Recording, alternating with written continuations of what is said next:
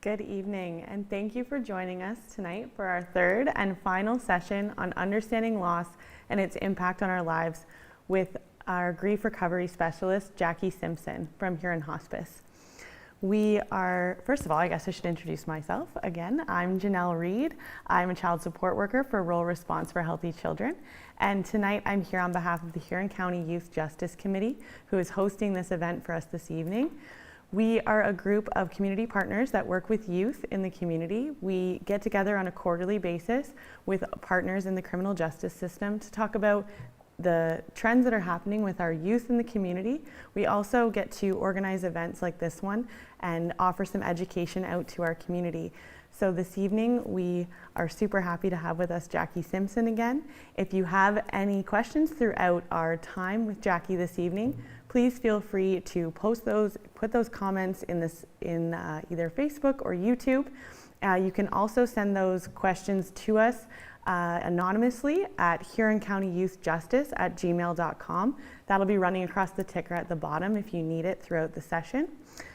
We have also this evening, because it is our last session, we will be posting an evaluation form. So if you get a moment at the end, if you could fill that out for us and give us some of your feedback, that really helps us to plan for future events and to continue offering these education experiences to the community. Also, after this evening, all of these recordings will be available through Facebook and YouTube. We will also be hosting those on the Domestic Assault Review Team website, so more information will come out on social media about that. So once we are finished, please feel free to share these sessions with anybody who you believe would benefit. We have been so lucky to have Jackie with us, and I want to give her a big thank you from the Youth Justice Committee for being with us and hosting these events to offer some education and insight to our community, and it has been so great having her. One other thank you goes out to Faux Media here at the station. We wouldn't be able to do this without them, so thank you so much for running the tech side of everything. I'm going to pass it over to Jackie for our last session, and we'll check in at the end with any questions if you have them throughout our time with Jackie tonight. Over to you, Jackie. Hello, and welcome back to our final session of our three-part webinar series. The intent of the webinar series was to hopefully increase your knowledge and understanding around loss and the ensuing grief that comes with loss, and just to build awareness so that you have a better understanding of what may be happening in certain periods of your life and what may be happening when you're feeling certain ways. So the first 2 weeks, we looked a lot at grief as it's understood from the Grief Recovery Institute, where the majority of this information is taken from. And tonight, hopefully we can get a little bit further into, okay, if I suspect that I'm carrying a lot of unresolved grief, what do I do about it? Obviously, we can't answer all the questions in 45 minutes, but it can hopefully lead you in the right direction about what's the next step then if I do think that I'm a person that has a lot of loss that has never been processed. So before we begin, we'll just do a quick recap of where we've been in case there's people that are just joining us for the first time. We've had a look at what grief is. The most important thing to remember is grief is normal and natural. The definition given by the Grief Recovery Institute is grief is all the conflicting feelings we have when there's a change or end to a familiar pattern of behavior. Basically, all that means is grief is the emotional pain we feel when our life goes in a way that we really wish it hadn't gone. So to know that grief is normal and natural, but our society for the most part has made it not be something normal and natural, is the first thing to remember. Comparing it to the physical world, if you stub your toe, it's very normal and natural that you have a lot of physical pain. Same is true with our emotional pain. If something happens to us that causes us an emotional injury, it is normal and natural to feel that pain. The other things that we talked about is that grief is very unique. What makes people grieve is unique, how we grieve is unique, and how we recover from our grief is unique. So one of the important things to remember is never ever try to impose your way of grieving on someone else, or impose what you think is the right way to heal from grief onto someone else. We also know that grief is based on love, that all grief is felt, but the intensity of how much we grieve is based on how much we loved that which we lost. And finally, and probably most importantly, is grief is about a broken heart. It's not about a broken brain. So many people try to fix the grieving person. The grieving person does not need to be fixed. They need to have the space and the understanding and the time that they can process their grief. And so many of us try to fix the grieving person by talking to their intellect, by giving them reasons why they should not still be feeling bad, or reasons why they should look at it a different way. We can't heal a broken heart by talking to the brain. So if grief is normal and natural, it's something we're supposed to feel, it's a part of living with the good and the bad that comes in life, with life, it's not the grief that is the problem. That's to be expected. It's unresolved grief that we carry with us is what causes us so much damage. So the unresolved grief is an emotional injury that we've had. We never really had a chance to process or talk it through. And for very many reasons, we tend to just stuff it down, keep it inside of us, and bury it within, and never really work through all the aspects that are connected with it. So unresolved grief is also cumulative and cumulatively negative. That means it doesn't go anywhere. It stays with us, as I've called it, the goo within. And as new losses come along in life, and if we haven't resolved the grief that we already have, the new losses just add to that goo within. So unresolved grief is often around things such as things that we wish had been better or different or more, but we never had a chance to talk them out. It can be about things that can no longer be, our hopes and dreams and expectations for the future, because something has drastically changed. It might be about things that we said and we didn't say, or things that we did or we didn't do that we wish we had. Basically, that unresolved grief is just any of those thoughts that we still hold on to regarding a loss. And we're going to be talking about those thoughts a little bit later on this evening. Last week, we took a great look at why do we carry so much unresolved grief? Why do so many people seem to have so much pain just stuffed within them? Well, the short answer is primarily it's due to the fact that as a society, we do not teach what to do with emotional injuries. We are not taught it in school. It's not available readily as a course that we can take in our communities. We don't know what to do with emotional grief. So the problems that cause, it can be very easily understood that if we didn't know what to do with a broken arm, we didn't know the correct actions to take, and that arm never healed, it would be perpetually unable to function as it should be. The same is with our emotional injuries. When we don't have the knowledge and skills, we don't have the people around us that have the knowledge and skills, we just don't know what to do with it. We also looked at the 6 myths that our society has kind of made the norm for what we do when we sustain an emotional injury or have suffered a loss. The 6 of them were, just quickly, I'll recap them. The first one that rolls out of all of us so easily is don't feel bad. We have been conditioned as a society that if we're having a sad or negative emotion, we should try to shake it off as quickly as we can. The second myth that we looked at was replacing the loss. So many of us think we can deal with the grief that we're feeling by introducing something new. Be it, you know what, I'm devastated from my last breakup, I'm just going to get into a new relationship. We think that a new thing introduced can take care of the grief that we felt. It doesn't work that way. We still have to work through and process the grief we felt from the initial loss.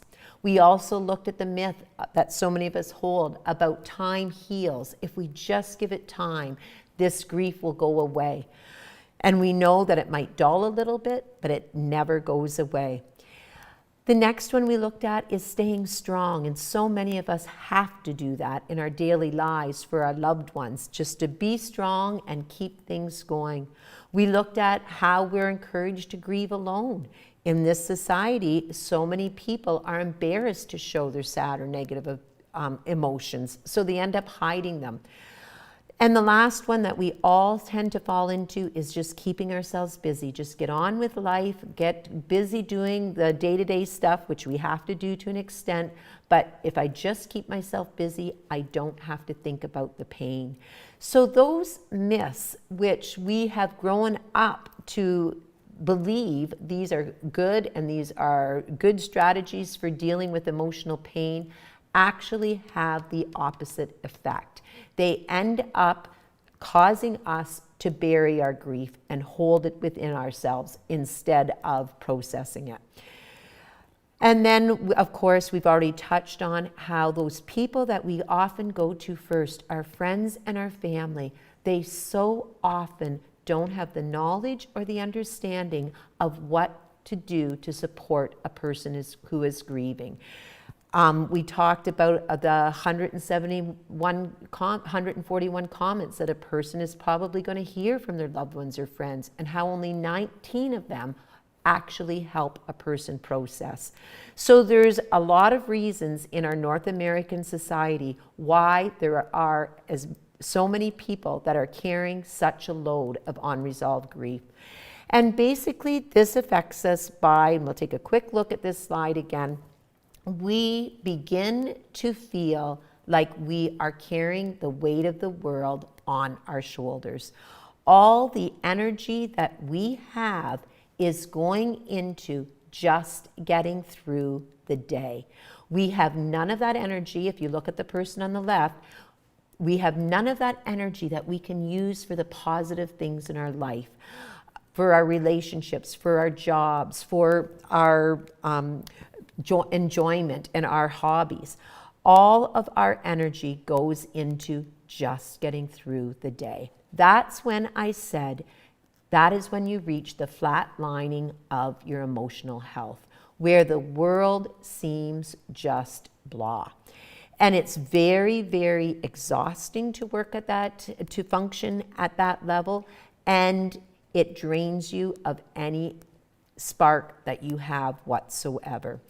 When we are operating at that spot where all of our energy is going into managing the unresolved grief that we hold within, that's when we start to present with the symptoms, as we spoke about, similar to depression, similar to anxiety, similar to attention deficit, and they can often be mistaken for a clinical diagnosis of that, when in reality it might just be that's all that I can handle.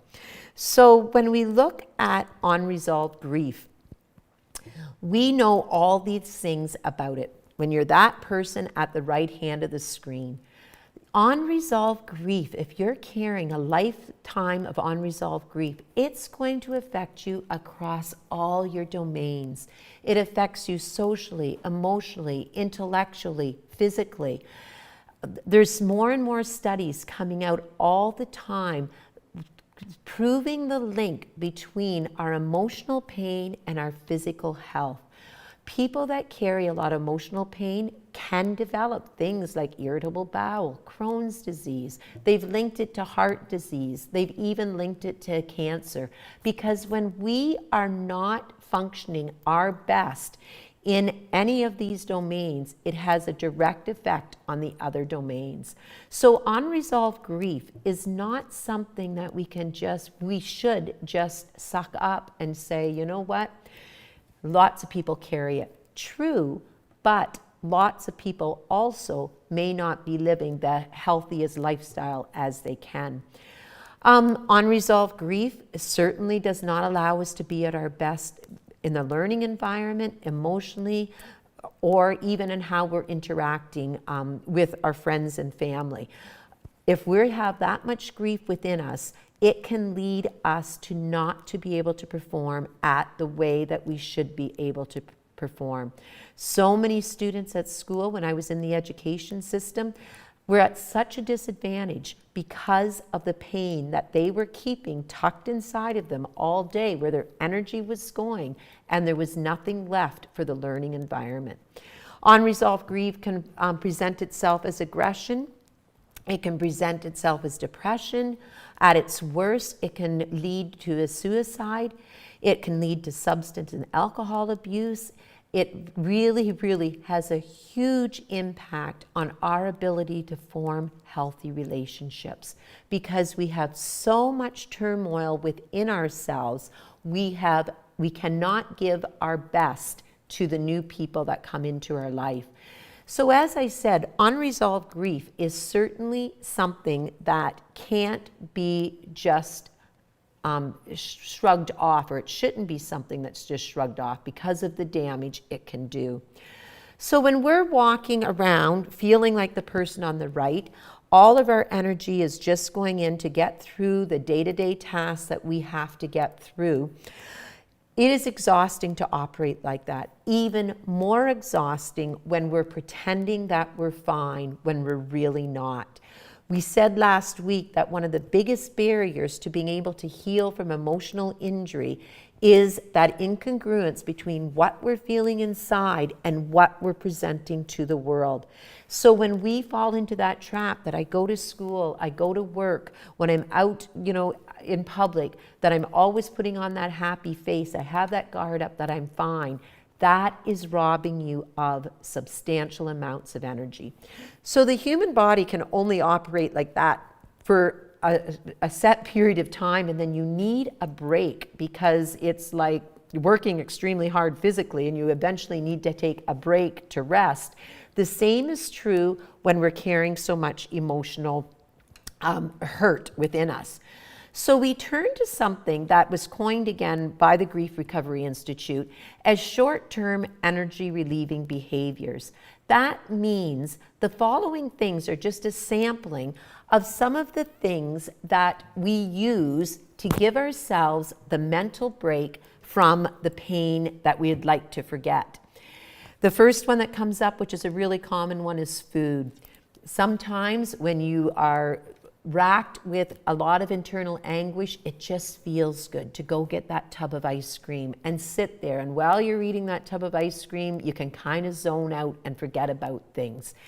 Another example, that drink of wine when you come home, or the drink that you have in the evening because you just can't tolerate the pain that you have and you've been thinking about all day. When I have that drink, I can take a few minutes to forget about the pain that is bringing me down.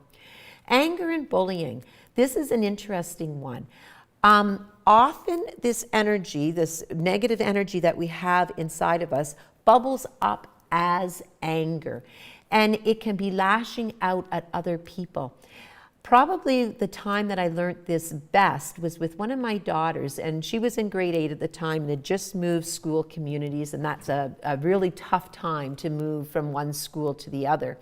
And she was just being a tyrant in the house, just being so nasty and so angry all the time.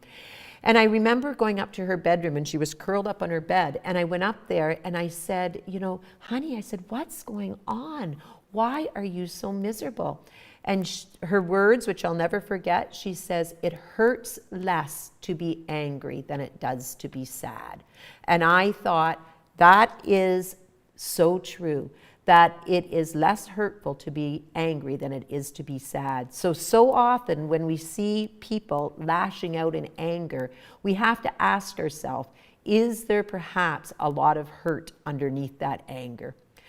Exercise is another thing that people will turn to, go out for that run. And a lot of these things are good things and things that we all do.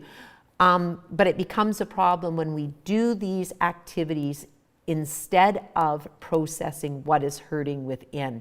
So exercise is another thing that can give us that break. This is a common one. slipping into that world of fantasy, and we all do this to an extent. You sit down and you veg in front of Netflix. You watch 5 or 6 episodes in a season back to back. You get lost in your phone scrolling through social media. On Facebook, you watch the Twitter feeds, you read them for half an hour at the time. You sit and you play video games. Before you know it, 2 or 3 hours have gone by. This world of fantasy is a way that gives us the break from that, the pain that we might be feeling. Isolation is another one, an interesting one. And I can say that when I was going through a difficult period of time, this is one that I really used. And looking back on it, I now understand it. It's one of those things that when you are full of internal anguish, the last thing you want to do is a lot of the times to run into someone. You'll be at that grocery store, you might be going down one aisle and you see someone 2 aisles over, so you go back and you go back 4 aisles so you don't have to interact with that person. You might even go as far, and I was doing this, instead of going shopping in Goderich, you go shopping in Kincardine so that you don't have to run into anyone. You stay in your home, you don't go out at night. People are going out and you're just sitting in front of the TV. Isolation is one that is used quite often. Sex, another one that people will use. If I have an active sex life, if I'm, going from partner to partner, it just keeps me away from thinking of the pain that I have within. Shopping is another one that people often admit that that's a way that they get the break they need. They'll go shopping, and while they're out and about, they're not thinking of the pain within.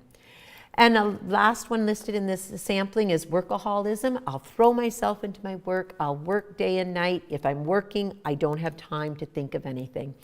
So all of these a lot of them are things that a lot of us use, having that treat of a food, having the odd glass of wine, exercising, vegging in front of a TV. Those are all things that are pretty common to us.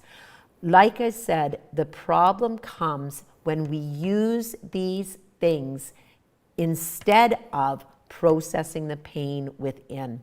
The other thing that we have to watch about these short-term energy relieving behaviors that give us the break that we need is that they can spin off and cause other problems. If we rely on food to take care of our internal pain, it can lead to an unhealthy diet, to weight issues, things of that sort. If we rely on alcohol or drugs too much, it might lead to an addiction.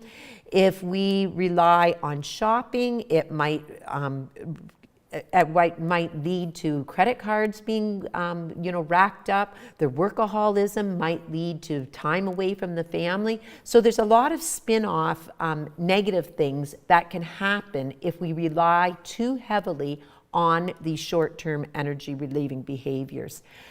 The problem with those, and that was just a sampling, and why they add to the problem of us keeping our grief tucked in and locked inside of us, is that they work.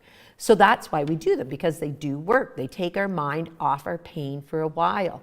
But the kicker is they only work for a short period of time. They only take our mind off it for a limited period of time, and then the pain is right back again. So we either have to go back to the stirb again to give us that break, and repeatedly going back. And that's where I can understand that people that may struggle with addictions, they might have a lot of unresolved grief that is at the root cause of them having to rely on a substance to help them get through. So the stirbs, like I said, we're glad that we have them. I know after a stressful day, it's nice to be able to come home and veg in front of a TV, or to have that glass of wine or whatever it is that might help you relax a little bit. But we don't want to rely on them to cover up or mask the pain that we feel within. So this is where we start to talk, and where I want to, bring your awareness and about what do we do then? If I'm a person that has a lot of losses that I have never processed, then how do I even begin to process them? What do I do? The first thing to remember is, just looking at these slides is not enough time. This is just to lead you in the right direction. But one thing that is paramount to remember is our thoughts and feelings are so intertwined. Our thoughts can cause us to feel something. If we're feeling something, it might make us think of something else. And the two feed off of each other all the time. One thing that we have to remember is there is no right or wrong way to feel. And there's no right or wrong feeling. Whatever we feel is a result of something that we've just witnessed or something we just thought of. So the feeling itself is not good or bad. There is no good or bad feeling. The feeling is the end result of something we've experienced or something that we were thinking. So we have to pay attention to feelings, and we have to really start to look at feelings as kind of like the warning light on the dashboard of your car. When you're feeling something, it's telling you there's something bothering me, obviously. There's something that I'm thinking of or something that I've just experienced that is causing me to have this feeling. And when you have that feeling, when you see that warning light on the dash of your car, it is telling you, do something about it. So a feeling is telling you you have something to do so that this feeling can pass. Using some physical examples is an easy way to explain this. Let's say you're feeling cold. You're feeling cold.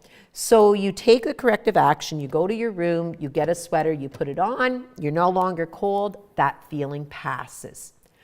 Another example, you're feeling hungry, you're starving to death. You go to the kitchen, you make yourself a sandwich, you eat it, and then that feeling passes. Let's say you have a blister on your foot, you're feeling the pain in your foot. You go, you get a Band-Aid, you get some gauze, you fix your foot up, and then the feeling passes. Our bodies are supposed to be processing plants. The same is true for our emotions. We are to feel something. If we're feeling it, something has caused that. We have to take the corrective actions so the feeling can pass. Where it breaks down and where the unresolved grief comes from is we feel something and we don't do anything about it. We ignore it, we bury it, we tell ourselves we shouldn't be feeling that way, and so that feeling never goes anywhere, or it gets buried within us. So the feelings and the thoughts, like I had mentioned, feed off of each other. The thoughts produce the feelings, and the thoughts keep the feelings rumbling around inside of us. So this strategy from the Grief Recovery Institute, which is a strategy of how to deal with unresolved grief, really leans on the strategy of discovering what is unsaid, discovering what are those memories you have inside of you, what are those experiences, what are the things that you're thinking about, what is it that pops into your head when you lay awake at night in bed, what are all those uncommunicated things that you have buried away inside of you. Because you need to discover them, because the brain will not rest if something is still rolling around inside of you. It needs to be processed and let go. The brain does not like incompleteness. And so that is why recurring thoughts will keep coming up over and over and over again. So the thoughts and feelings that you have tucked away inside of you need to be verbalized in a complete way, but not forced. That means somebody interrogating, tell me what's wrong, what's going on, why are you feeling that way? Those are examples of, not a great environment to be able to share our thoughts and feelings. The other key to there is they need to be verbalized and discovered. I was going to say all this uncommunicated feelings and experiences that we have inside of us. We have to think long and hard about what's rolling around inside of us, and make sure that we verbalize everything in a complete way. This point is important, and it needs to be done in a setting where you have the proper people helping you work through the process, because I think we can all think of someone who will relive a loss in their life. Something tragic happened to them, and let's say, they have a drink or two, and every time they bring up the same story over and over and over again. So they're verbalizing the story, but what is missing is they have not done the work to discover everything that they wish they could have said. They haven't done the work to discover everything that rolls around inside of them that they wish had been different or better or more. They need to find, in a structured way, all those things that are trapped inside of them. And sometimes we're not even consciously aware what's there until we systematically work through discovering what we might have buried. An example of this is sometimes, we will be thinking that it's just the recent events that is bothering us. But in reality, once you start working through the unprocessed grief, you might find that it's linked to something that happened decades ago, which you don't ever consciously remember, but it is the source of a lot of the goo that's inside of you. So that's why we say the thoughts and feelings first have to be discovered. You have to do the work to discover them, and then they need to be verbalized in a complete way and not interrogated out of you. It needs to be your coming forth. The second point there, heard by another living, safe, and accepting human being with no judgment, evaluation, or analysis. This is key. Sometimes the people that we need to process our grief with it might be a stranger that you have found who has the skills to help you. Most often it's not a family member that's the best person. Most often it's not a friend that's the best person to process that unresolved grief. What we find in the work that we do, it is most effective when you are in a setting where you're safe, you have the knowledge, you have the guidance, and you're with a stranger. That is where you can be the most honest with yourself. It's interesting, and as you work through our grief recovery courses, if you're a person that feels you want to do something like that, it's really interesting when we get near the end of the course. You're looking at your life, you're looking at a lot of the losses that you've sustained, you kind of narrow in on the one that you think eats you up the most, and you're thinking about all the things that you wish could have been better or different or more, or all the things you wish you had said or not said. And you're thinking it, and then you get to the point that you write it down, you're writing down some of those things. The kicker is when you actually sit with just one other individual, someone that you probably will never run into again, but you've developed that rapport with through the time of the course, and you hear your voice saying the words. There is such power in articulating what we're feeling within. That is when we can let go of it. When we actually hear ourselves saying it to another human being. So not everyone needs to, nor should everyone have, be exposed to our life stories. Our life stories are not for everyone. And sometimes, like I said, the safest place is to be able to work through those difficult times with a stranger. So communication is the key. There's often reasons why we don't deliver a lot of those things that we stuff inside of us. And we'll just look at some of these reasons now. the person is gone. Maybe they died, they've left the area. We have so much that we didn't say, and there's not an opportunity to say it anymore.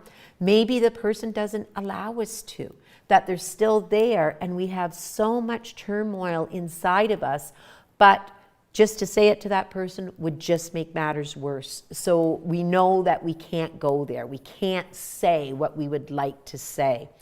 The right opportunity never comes up. You know, it just never seemed to be the right time to be able to bring stuff up, so you never say what needs to be said. We get sidetracked, and sometimes we just forget it, you know. I'm holding a lot of, it might be a situation where I'm holding a lot of grief over a relationship with someone, and it might be someone that's still in my life, but I just never get around to saying to anybody or to communicating to anybody what those hurtful feelings are that I'm keeping inside of me. We're afraid. We're afraid that if I talk about my pain inside of me, it's going to make it real and I'm not going to be able to handle it. I'm afraid that if I say it to someone else, they might get angry. They might retaliate. It might not be a pretty sight. So there's a lot of times that we don't say what we should be saying because we're afraid to. We're afraid that we will break if we open that Pandora's box inside of us where we have all that pain. We don't want to cause hurt. We don't say the things because we don't want to hurt the other person. We are ashamed or embarrassed. These are two huge inhibitors of being able to process our unresolved grief. Another one that should be there is guilt.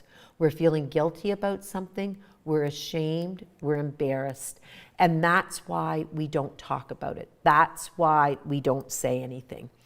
So there's lots of reasons why we don't communicate our messages, but it is so important that we do get that process going where we can start verbalizing, first of all, discovering what needs to be said, and then verbalizing it and having it heard by a person who's not going to judge you, not going to evaluate you, a person that understands grief so they know they're not going to fix you, they're not going to give you any intellectual comments, they are going to be there to let you process. So, proper understanding of grief, what I'm hoping is the end of this 3-part series, is this is just an introductory to understanding emotional injury and emotional pain, which we call grief. If we understand what's happening to us, if we become aware of, holy cow, I know I have so many life experiences that I have never processed. That might be why I only feel a shadow of the person I used to feel. That might be why I find it hard to get out of bed in the morning. That might be that I just feel completely emotionally flatlined most of the time, that I'm going through life just feeling blah. So hopefully by doing this webinar series, it will bring some self-awareness to yourself. Hopefully it will make you understand the importance of not just ignoring unresolved grief, but taking the steps to do something about it. So it helps people utilize an ability they already have to communicate honestly about the sad events that occur from time to time in every people's life. We all know how to communicate. We, in our society, have made it so difficult for people to be able to communicate their sad or negative life experiences. The proper understanding of grief allows people to process their grief so it does not have a lasting negative effect on them. You want to be that person on the left hand of that little diagram where your energy is being able to be utilized for the betterment of your life, to be able to engage in life and able to be joyful in life. That's what we all deserve to have.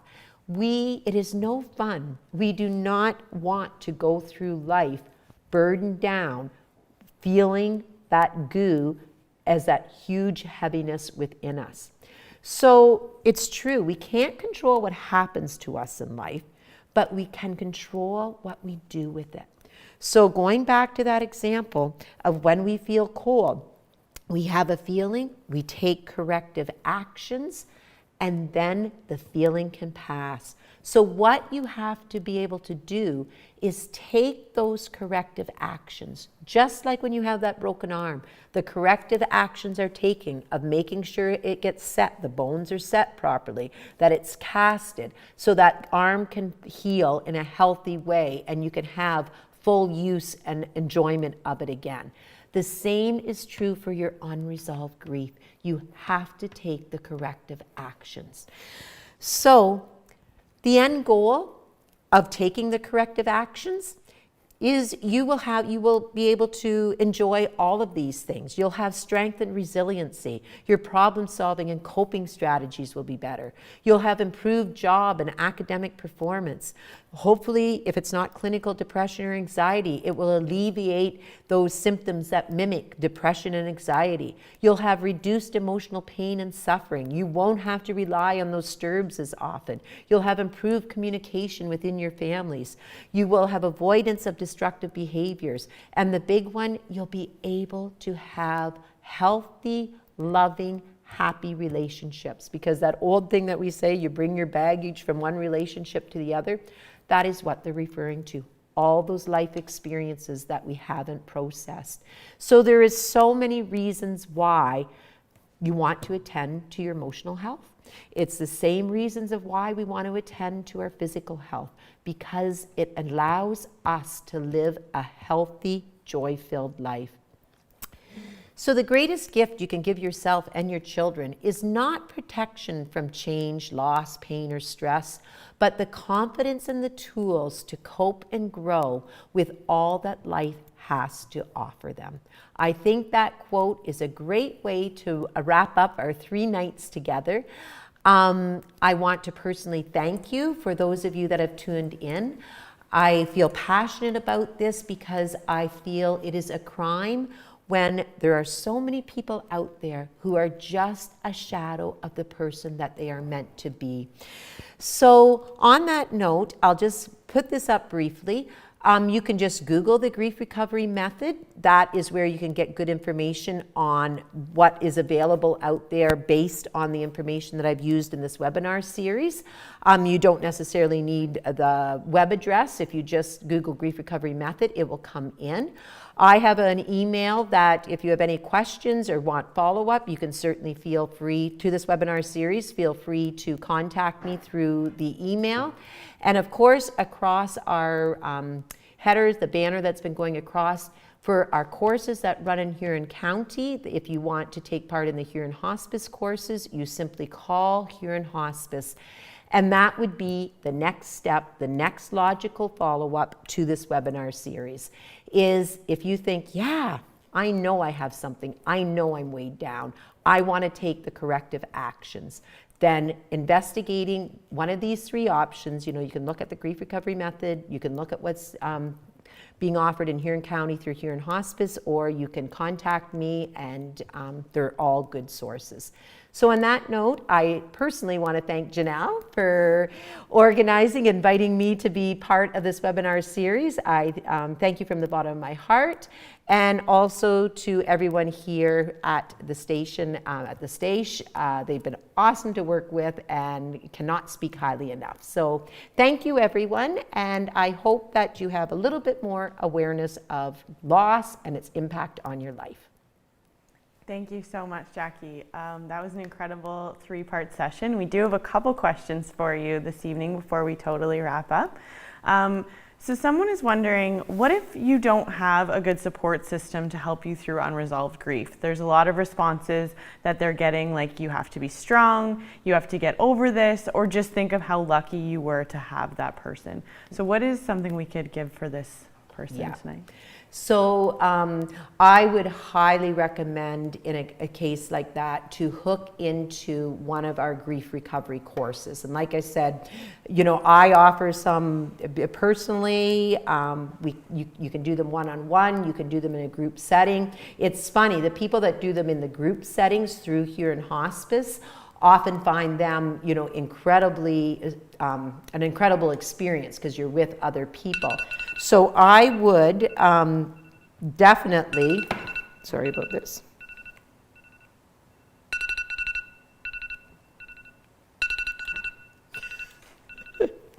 I do not know. Okay, sorry about that. No problem. I would highly recommend signing up for a grief recovery course, either, like I said, through contacting myself or the Huron Hospice, because that gives you the environment, the people that are educated, and the structure to be able to work through it in a safe way where you'll have the best results. That's a great answer, Jackie. And I think while you were talking about finding those people that can support you, sometimes it is a stranger and sometimes it's just somebody that you connect with through and that would be a great opportunity for someone to be able to connect with other people that are going through something similar. So another question that came through, someone has lost their boyfriend and she is feeling guilty and she's wondering and that it's her fault. She's wondering how she can work through that feeling and make it go away. Yeah, and I wish I could spend you know, more than just a couple minutes talking about this. Certainly guilt is one of the feelings that comes up over and over in the courses that we run. It's a huge inhibitor of being able to heal. The 2-minute explanation of how to look at guilt in a way that can help alleviate that feeling is we explain in our courses that guilt is a very misused word. Guilt should only be applied and only thought of if with the actions you took, you did them because you really wanted to hurt that person. You were doing it, if you're thinking of it in a criminal sense, that guilt is when you do something with intent. So with a breakup of a relationship, the breakup of the relationship, a person takes those actions not because they want to hurt the other person. Very seldom is that the situation. The breakup generally tears apart the person who initiated the breakup as much as it tears up the person, the other person. So we should never feel that guilt if we didn't intend to harm that person. Maybe we intended to break up because it wasn't a healthy situation, but we didn't intend to harm them. We were doing it because it was the best thing for them, yourself, and when it's the best thing for yourself, you know it's also going to be the best thing for that relationship in the long run. So that is a short, just a very short clip. We often spend much more time on guilt, but that's one way to start framing it. If your actions weren't intended to purposely hurt that person, you shouldn't feel guilty. There's no need to feel guilty. So not a long answer, but hopefully it gives you the thinking in a different way. Thank you, Jackie. That was great. And I just wanted to give everyone, first of all, thank everyone for joining us for the last 3 sessions.